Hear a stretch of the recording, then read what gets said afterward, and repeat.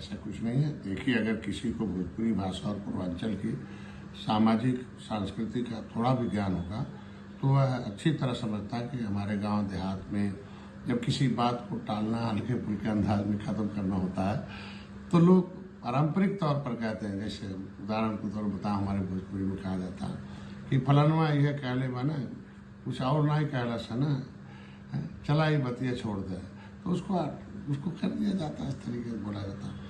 तो भोजपुरी और हम लोग उसको संभल के हिंदी में बोलते हैं तो कि बोलना ही होता है। तो ये कोई अपमान नहीं, बल्कि बातचीत को आगे बढ़ाने और विवाद से बचने का लोक प्रचलित तरीका हमारे यहाँ पूर्वांचल में। और मैं गोरखपुर और भोजपुरी अंचल का व्यक्ति हूँ।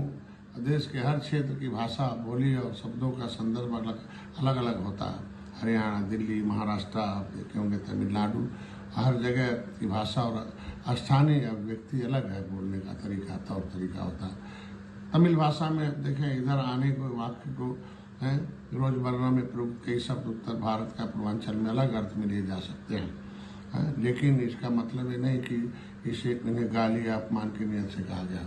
वो अलग अलग जगहों के अलग अलग तरह की भाषा है। जिस कथन को लेकर आज विवाद खड़ा किया जा रहा है वह मैंने हंसते हुए सहज भाव से और अपनी स्थानीय भोजपुरी बोली में कहा था। न उसमें किसी समुदाय की, किसी महिला या किसी धर्म के प्रति कोई दुर्भावना थी और न ही अपमान का कोई उद्देश्य मेरा था। और उसे अगर किसी को लगता है तो उस शब्द को मैं चाहता हूँ उसे हमारी तरफ से उसे वापस लेता हूँ। लेकिन अफसोस की बात है कि कुछ लोग जानबूझकर बातों को बढ़ा चढ़ा कर पेश कर रहे हैं और उसे एक एजेंडे का रूप देने की कोशिश कर रहे हैं। लेकिन अगर किसी को राजनीति करनी है तो करें, लेकिन देश और समाज को अनावश्यक तनाव पैदा न करें और जोड़ने के काम में आए।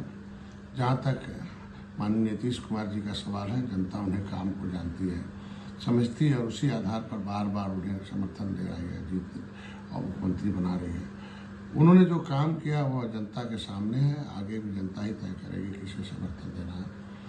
मेरा स्पष्ट मानना है कि भाषा, बोली और संस्कृति को समझे बिना किसी की बात को विवाद बनाना दुर्भाग्यपूर्ण है और हमें समाज को जोड़ने वाली सोच रखनी चाहिए, न कि तोड़ने वाली होनी चाहिए। हर नागरिक का कर्तव्य है।